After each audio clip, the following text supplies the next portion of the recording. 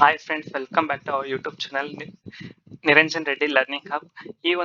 ಈ ವಿಡಿಯೋಗಳಲ್ಲಿ B A ಮತ್ತು ಬಿ.ಕಾಮ್ ವಿದ್ಯಾರ್ಥಿಗಳಿಗಾಗಿ ಫಸ್ಟ್ ಇಯರ್ ಡಿಗ್ರಿನ ಬೆಂಗಳೂರು ನಾರ್ತ್ ಯೂನಿವರ್ಸಿಟಿ SCP ಸಿಲೆಬಸ್ಗಾಗಿ ಇಟ್ಟಿರುವ Indian constitution moral values one ಅಂದ್ರೆ ಸಂವಿಧಾನಿಕ ಮೌಲ್ಯಗಳು ಒನ್ ಎಂಬ ವಿಷಯವನ್ನು ಅಧ್ಯಯನ ಮಾಡಲಾಗುತ್ತದೆ.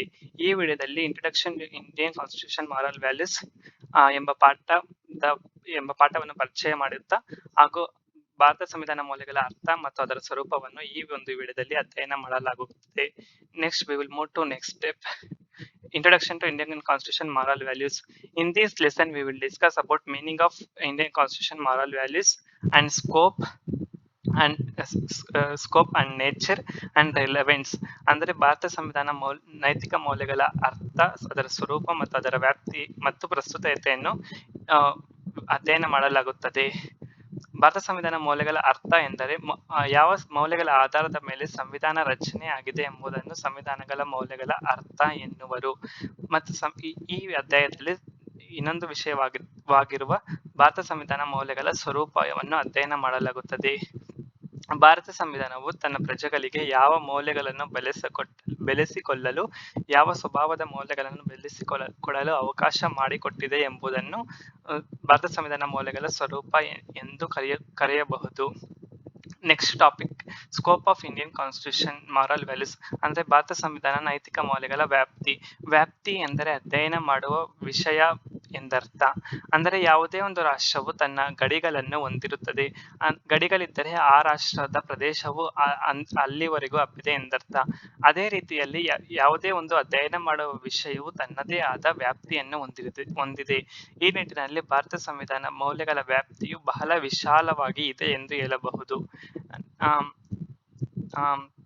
ನೆಕ್ಸ್ಟ್, ಇದೇ ಅಧ್ಯಾಯದಲ್ಲಿ ಭಾರತ ಸಂವಿಧಾನ ಮೌಲ್ಯಗಳ ಪ್ರಸ್ತುತತೆ ಅಂದ್ರೆ ಭಾರತ ಸಂವಿಧಾನವು 1950 ಜನವರಿ 26ರಂದು ಅಸ್ತಿತ್ವಕ್ಕೆ ಬಂದಿದ್ದರೂ ಸಹ ಇದುವರೆಗೂ 100ಕ್ಕೂ ಹೆಚ್ಚು ಬಾರಿ ತಿದ್ದುಪಡಿಗಳಿಗೆ ಒಳಪಟ್ಟಿಸಿ ಅದು ಪ್ರಸ್ತುತ ಯಾವ ರೀತಿಯ ಮೌಲ್ಯಗಳನ್ನು ಹೊಂದಿದೆ ಎಂಬುದನ್ನು ಭಾರತ ಸಂವಿಧಾನ ಮೌಲ್ಯಗಳ ಪ್ರಸ್ತುತತೆ ಎಂದು ಕರೆಯುತ್ತೇವೆ. Next, in this chapter we will discuss about the role of Jawaharlal Nehru and Dr. B.R. Ambedkar in Indian Constitution. ಅಂದರೆ ಸಂವಿಧಾನ ರಚನೆಯಲ್ಲಿ ಜವಾಹರ್ಲಾಲ್ ನೆಹರು ಮತ್ತು ಡಾಕ್ಟರ್ B.R. ಅಂಬೇಡ್ಕರ್ ಅವರ ಪಾತ್ರವನ್ನು ಚರ್ಚಿಸಲಾಗುತ್ತದೆ. ಜವಾಹರ್ಲಾಲ್ ನೆಹರು ಅವರು ಸ್ವತಂತ್ರ ಭಾರತದ ಮೊಟ್ಟ ಮೊದಲ ಪ್ರಧಾನ ಮಂತ್ರಿಯಾಗಿದ್ದು, ಇವರು ಸಂವಿಧಾನ ರಚನೆ ಸಭೆಯಲ್ಲಿ 3 ಸಮಿತಿಗಳ ಅಧ್ಯಕ್ಷರಾಗಿದ್ದರು. ಮೂಲಭೂತ ಹಕ್ಕುಗಳ ಸಮಿತಿ ಮತ್ತು ಕೇಂದ್ರ ಮತ್ತು ರಾಜ್ಯ ಸರ್ಕಾರಗಳ ಸಮಿತಿಗಳಲ್ಲಿ ಅಧ್ಯಕ್ಷರಾಗಿದ್ದರು. ಸಂವಿಧಾನ ರಚನೆಯಲ್ಲಿ ಇವರ ಪಾತ್ರವನ್ನು ಈ ಅಧ್ಯಾಯದಲ್ಲಿ ಅಧ್ಯಯನ ಮಾಡಲಾಗುತ್ತದೆ. Next, doctor B.R. ಅಂಬೇಡ್ಕರ್ ಅವರ ಪಾತ್ರ. ಸಂವಿಧಾನ ಪಿತಾಮಹ ಎಂದು ಪ್ರಸಿದ್ಧರಾಗಿರುವ ಡಾಕ್ಟರ್ B.R. ಅಂಬೇಡ್ಕರ್ ಇವರು ಕರಡು ಸಮಿತಿಯ ಅಧ್ಯಕ್ಷರಾಗಿದ್ದರು. ಇವರು ಸಂವಿಧಾನ ರಚನೆಯಲ್ಲಿ ಇವರ ಪಾತ್ರವನ್ನು ಈ ಅಧ್ಯಾಯದಲ್ಲಿ ಅಧ್ಯಯನ ಮಾಡಲಾಗುತ್ತದೆ. Next, in this lesson we will discuss about fundamental rights and fundamental duties and directive principles of state policy. First, fundamental rights. In our constitution, third part, from article 12 to 35 we will discuss about fundamental rights. These fundamental rights is adapted from American Constitution. At first it is consisting of 7 fundamental rights. At present it is only 6 fundamental rights. ಅಂದ್ರೆ ಮೂಲಭೂತ ಹಕ್ಕುಗಳು ನಮ್ಮ ಸಂವಿಧಾನದ ಭಾಗ 3ರಲ್ಲಿ ವಿವರಿಸಲಾಗುತ್ತದೆ. ವಿಧಿ 12ರಿಂದ 35ರವರೆಗೂ ಈ ಮೂಲಭೂತ ಹಕ್ಕುಗಳ ಬಗ್ಗೆ ವಿವರಣೆ ನೀಡಲಾಗುತ್ತದೆ. ಈ ಹಕ್ಕುಗಳು ಅಮೆರಿಕ ಸಂವಿಧಾನದಿಂದ ಎರವಲು ಪಡೆದುಕೊಳ್ಳಲಾಗಿದೆ. ಮೂಲ ಸಂವಿಧಾನದಲ್ಲಿ 7 ಮೂಲಭೂತ ಹಕ್ಕುಗಳಿದ್ದು ಪ್ರಸ್ತುತ 6 ಮೂಲಭೂತ ಹಕ್ಕುಗಳನ್ನು ಕಾಣಬಹುದು. ಇದನ್ನು ಈ ಅಧ್ಯಾಯದಲ್ಲಿ ಅಧ್ಯಯನ ಮಾಡಲಾಗುತ್ತದೆ. Next, fundamental duties. Fundamental duties is borrowed from Russian constitution. It is present in our constitution 4th A part, article 51. ಅಂದ್ರೆ ಮೂಲಭೂತ ಕರ್ತವ್ಯಗಳು ನಮ್ಮ ಸಂವಿಧಾನದ 4ನೇ ಎ ಭಾಗದಲ್ಲಿ ನಮೂದಿಸಲಾಗಿದ್ದು, ಇದು ರಷ್ಯಾ ಸಂವಿಧಾನದಿಂದ ಎರವಲು ಪಡೆದುಕೊಳ್ಳಲಾಗಿದೆ. ಇದು ವಿಧಿ 51ರಲ್ಲಿ ಈ ಮೂಲಭೂತ ಕರ್ತವ್ಯಗಳ ಬಗ್ಗೆ ವಿವರಣೆ ನೀಡಲಾಗುತ್ತದೆ. ಪ್ರಸ್ತುತ 11 ಮೂಲಭೂತ ಕರ್ತವ್ಯಗಳನ್ನು ನೋಡಬಹುದು. Next, directive principles of state policy ಅಂದರೆ ರಾಜ್ಯ ನೀತಿ ನಿರ್ದೇಶಕ ತತ್ವಗಳು. These directive principles of state policy in our constitution, it can be, we can be see in our fourth part of our constitution, article 36 to 51A. ಅಂದ್ರೆ ರಾಜ್ಯ ನೀತಿ ನಿರ್ದೇಶಕ ತತ್ವಗಳು. ಈ ತತ್ವಗಳು ರಾಜ್ಯದ ಅಭಿವೃದ್ಧಿ ಸೂತ್ರಗಳಾಗಿದ್ದು ಇದು ನಮ್ಮ ಸಂವಿಧಾನದ 4ನೇ ಭಾಗದಲ್ಲಿ ವಿವರಿಸಲಾಗಿದೆ. ವಿಧಿ 36ರಿಂದ 50ವರೆಗೂ ಈ ರಾಜ್ಯ ನೀತಿ ನಿರ್ದೇಶಕ ತತ್ವಗಳನ್ನು ಬಗ್ಗೆ ಮಾಹಿತಿ ನೀಡಲಾಗುತ್ತದೆ.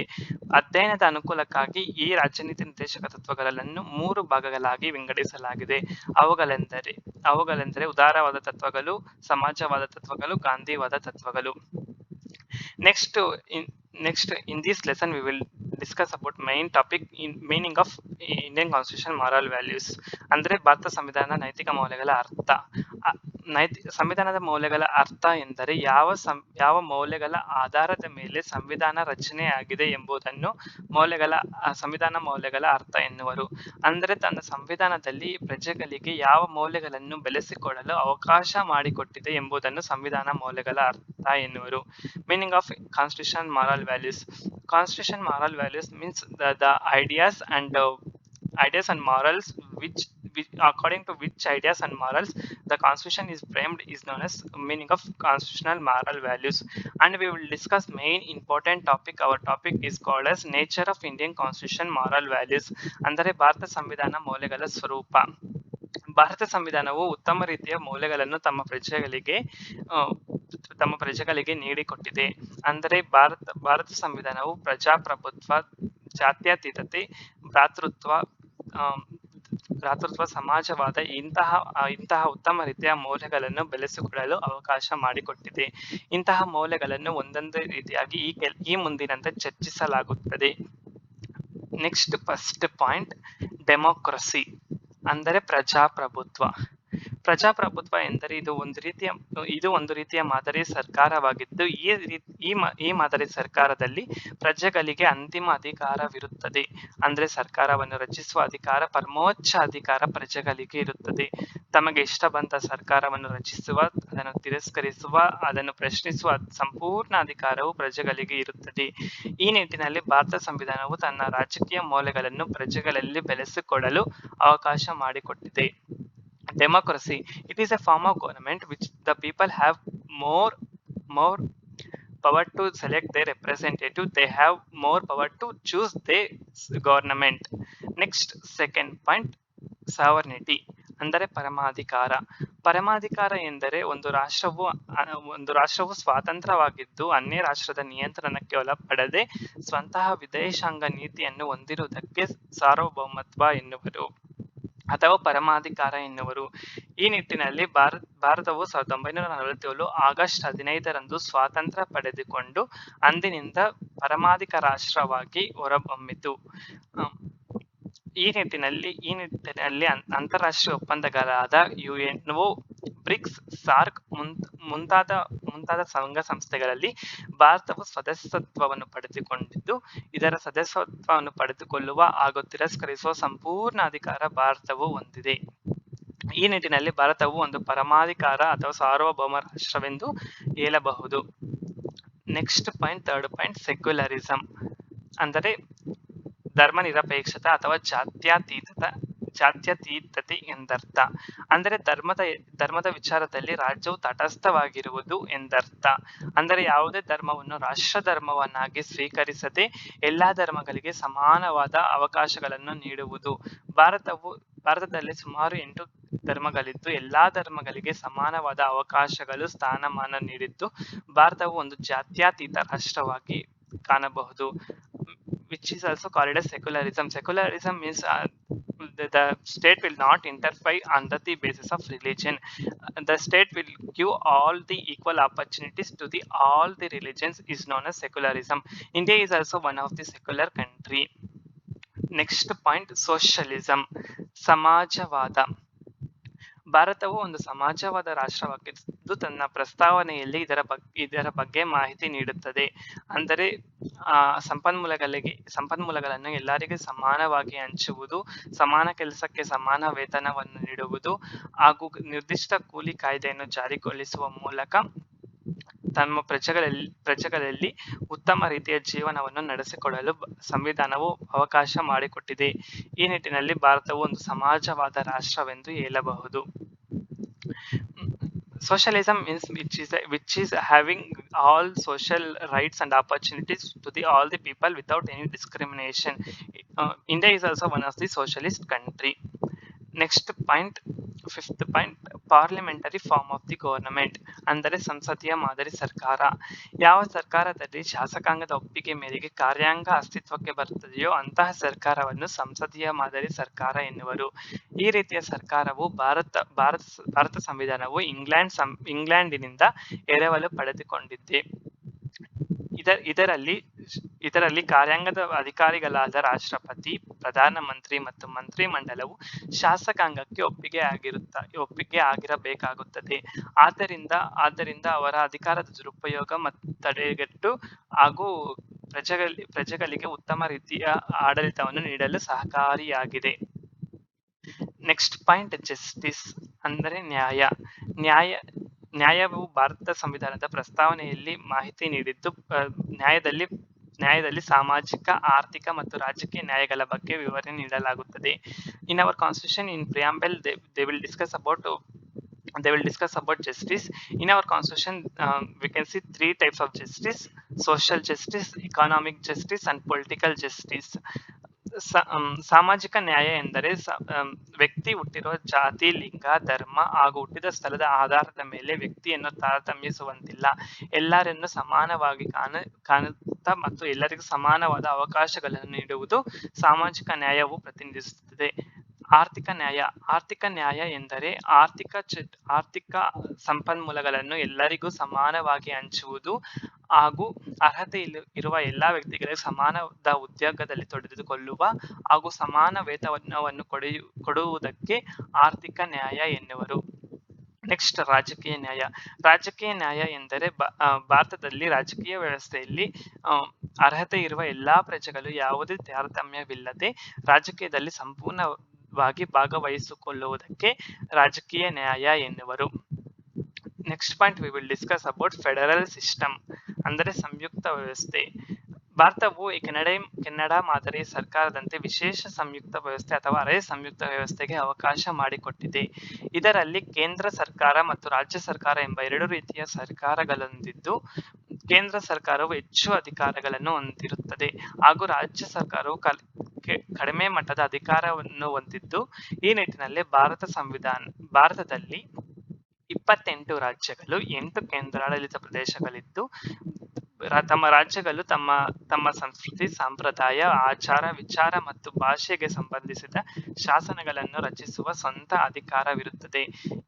ಈ ನಿಟ್ಟಿನಲ್ಲಿ ತಮಗೆ ಬೇಕಾದ ಶಾಸನಗಳನ್ನು ರಚಿಸಿಕೊಳ್ಳುವ ಮೂಲಕ ತಮ್ಮ ಸಂಪ್ರದಾಯ, ನಂಬಿಕೆ, ಆಚಾರ, ವಿಚಾರಗಳನ್ನು ಉಳಿಸಿಕೊಳ್ಳಲು ಭಾರತ ಸಂವಿಧಾನ ಅವಕಾಶ ಮಾಡಿಕೊಟ್ಟಿದೆ. ನೆಕ್ಸ್ಟ್ ಪಾಯಿಂಟ್, ಲಿಬರ್ಟಿ ಅಂದರೆ ಸ್ವಾತಂತ್ರ್ಯ. ವ್ಯಕ್ತಿಗೆ ಸ್ವಾತಂತ್ರ್ಯವಿಲ್ಲದ ಯಾವುದೇ ಅವಕಾಶಗಳನ್ನು ನೀಡಿದರೆ ವ್ಯರ್ಥವೆಂದು ಹೇಳಬಹುದು. ಅಂದರೆ ವ್ಯಕ್ತಿಗೆ ಕಾನೂನು ಪರಿಮಿತಿಯಲ್ಲಿ ತಮಗೆ ಸಂಪೂರ್ಣ ಸ್ವಾತಂತ್ರ್ಯವನ್ನು ನೀಡಬಹುದು. ಅಂದ್ರೆ ಜೀವಿಸುವ ಸ್ವಾತಂತ್ರ್ಯ, ವಾಕ್ ಸ್ವಾತಂತ್ರ್ಯ, ಅಭಿವ್ಯಕ್ತಿ ಸ್ವಾತಂತ್ರ್ಯ ಇಂತಹ ಸ್ವಾತಂತ್ರ್ಯಗಳನ್ನು ನೀಡಬಹುದು. ಇಲ್ಲದಿದ್ದರೆ ತಮ್ಮ ಅಭಿಪ್ರಾಯಗಳನ್ನು ಹೇಳಲು ಸಾಧ್ಯವಿಲ್ಲ. ಈ ನಿಟ್ಟಿನಲ್ಲಿ ಭಾರತ ಸಂವಿಧಾನವು ಮೂಲಭೂತ ಹಕ್ಕುಗಳಲ್ಲಿ ಅದರಲ್ಲೂ 19ನೇ ವಿಧಿಯಲ್ಲಿ 6 ರೀತಿಯ ಸ್ವಾತಂತ್ರ್ಯಗಳಿಗೆ ಅವಕಾಶ ಮಾಡಿಕೊಟ್ಟಿರುವುದನ್ನು ಕಾಣಬಹುದು. ಇದರಿಂದ ಭಾರತ ಸಂವಿಧಾನವು ಸ್ವಾತಂತ್ರ್ಯಕ್ಕೆ ತಮ್ಮ ಪ್ರಜೆಗಳಿಗೆ ಅವಕಾಶ ಮಾಡಿಕೊಟ್ಟಿದೆ.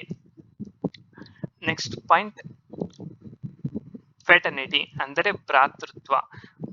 ಭ್ರಾತೃತ್ವ ಎಂದರೆ ಯಾವುದೇ ತಾರತಮ್ಯವಿಲ್ಲದೆ ಎಲ್ಲರನ್ನೂ ಸಮಾನವಾಗಿ ಕಾಣುವ ಹಾಗೂ ಸಹೋದರತೆಯಿಂದ ಕಾಣುವ ಭಾವನೆಯಾಗಿದೆ. ಇದು ದೇಶದ ಏಕತೆ ಮತ್ತು ಸಮಗ್ರತೆಯನ್ನು ಸಾಧಿಸಿಕೊಳ್ಳಲು ಸಾಧ್ಯವಾಗುತ್ತದೆ.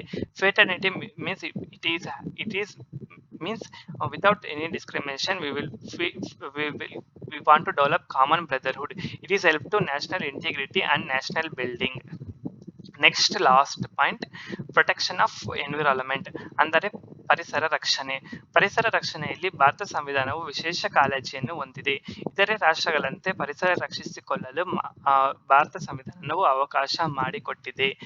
ಭಾರತ ಸಂವಿಧಾನದಲ್ಲಿ 4ನೇ ಭಾಗದಲ್ಲಿ ರಾಜ್ಯ ನೀತಿ ನಿರ್ದೇಶಕ ತತ್ವಗಳಲ್ಲಿ ಇದರ ಬಗ್ಗೆ ಮಾಹಿತಿ ನೀಡುತ್ತದೆ. ಹಾಗೂ ಮೂಲಭೂತ ಕರ್ತವ್ಯಗಳಲ್ಲಿ ಸಾರ್ವಜನಿಕ ಆಸ್ತಿಯನ್ನು ರಕ್ಷಿಸಿಕೊಳ್ಳುವ ಹಾಗೂ ವನ್ಯಜೀವಿ, ಪ್ರಾಣಿ ಸಂಪನ್ಮೂಲಗಳು ಹಾಗೂ ಅರಣ್ಯವನ್ನು ರಕ್ಷಿಸಿಕೊಳ್ಳುವುದು ಪ್ರತಿಯೊಂದು ಭಾರತೀಯ ಪೌರರ ಆದ್ಯ ಕರ್ತವ್ಯವಾಗಿದೆ. ಈ ನಿಟ್ಟಿನಲ್ಲಿ ಪರಿಸರವನ್ನು ರಕ್ಷಿಸಿಕೊಳ್ಳಲು ಚಿಪ್ಕೋ ಚಳುವಳಿ, ಅಪಿಕೋ ಚಳುವಳಿ ಇನ್ನೂ ಮುಂತಾದ ಚಳುವಳಿಗಳು ನಡೆದಿರುವುದನ್ನು ಕಾಣಬಹುದು. ನೆಕ್ಸ್ಟ್ ಉಪಸಂಹಾರ. ಈ ಮೇಲಿನ ಎಲ್ಲಾ ಸ್ವರೂಪಗಳನ್ನು ಗಮನಿಸಿದಾಗ ಒಟ್ಟಾರೆಯಾಗಿ ಹೇಳುವುದಾದರೆ ಭಾರತ ಸಂವಿಧಾನವು ತನ್ನ ಪ್ರಜೆಗಳಿಗೆ ವಿಶೇಷವಾದ ಮೌಲ್ಯಗಳನ್ನು ಬೆಳೆಸಿಕೊಳ್ಳಲು ಸಹಕಾರಿಯಾಗಿದೆ ಹಾಗೂ ತಮ್ಮ ಪ್ರಜೆಗಳಲ್ಲಿ ಸ್ವಾತಂತ್ರ್ಯ, ಭ್ರಾತೃತ್ವ, ಜಾತ್ಯತೀತತೆ, ಸಮಾಜವಾದ ಮೌಲ್ಯಗಳನ್ನು ಬೆಳೆಸಲು ಸಹಕಾರಿಯಾಗಿದ್ದು, ಇದು ಭಾರತದಲ್ಲಿ ಸಮಾಜದ ಅಥವಾ ಸಮಾನತೆಯ ಸಮಾಜದ ಹಾಗೂ ಉತ್ತಮ ಆಡಳಿತ ಮೌಲ್ಯಗಳನ್ನು ಬೆಳೆಸಲು ಸಹಕಾರಿಯಾಗಿದೆ. ಈ ಒಂದು ಯೂಟ್ಯೂಬ್ ಚಾನಲ್ ಅನ್ನು ಲೈಕ್ ಮಾಡಿ, ಶೇರ್ ಮಾಡಿ ಹಾಗೂ ಕಾಮೆಂಟ್ ಮಾಡಿ. Thank you so much.